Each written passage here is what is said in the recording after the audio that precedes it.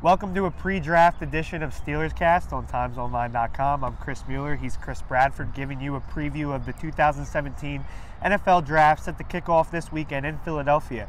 The Steelers have 8 picks in the draft, 1 in every round and 2 in the third, and we'll be addressing a variety of needs, Chris, especially going on the defensive side of the ball. 2 of the Steelers' biggest needs happen to also be 2 of the deepest positions in this draft class, outside linebacker and cornerback. Steelers need an edge rusher alongside Bud Dupree and maybe another corner starting, eventually alongside Artie Burns.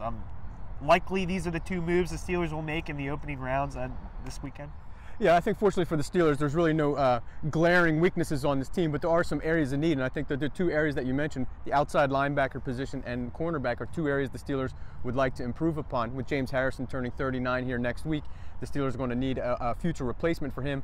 I look for the Steelers to go outside linebacker in the first round, and then probably the cornerback in the second. Who do you think some likely prospects are? I mean, there are some edge rushers. In your opinion, who would you want the Steelers to maybe target with these? Well, you see a lot of names getting thrown around this time of year. I've seen Carl Lawson from Auburn, Tack McKinley from UCLA. Those, I think, are the 2 names that stand out most at that position.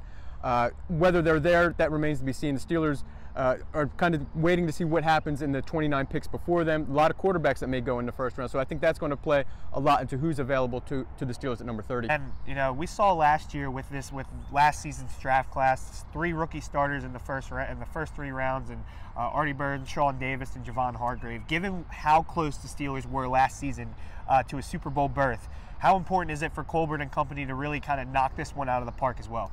Well, I think last year, listening to Kevin Colbert speak earlier this week, he said, hey, we're 0-0. What happened last year doesn't really matter. But it was interesting that the Steelers got such productivity from 3 rookies. That hadn't happened from them since the early 70s. Can the Steelers get that kind of impact from this year's class?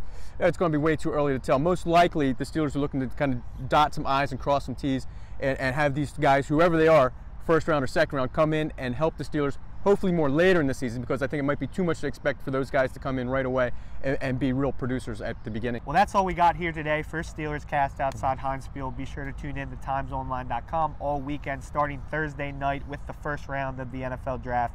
The Steelers select 30th overall, and then we'll keep things going on Friday and Saturday. Follow me on Twitter at @ByChrisMueller. He's at BCT Bradford, and we'll see you this weekend.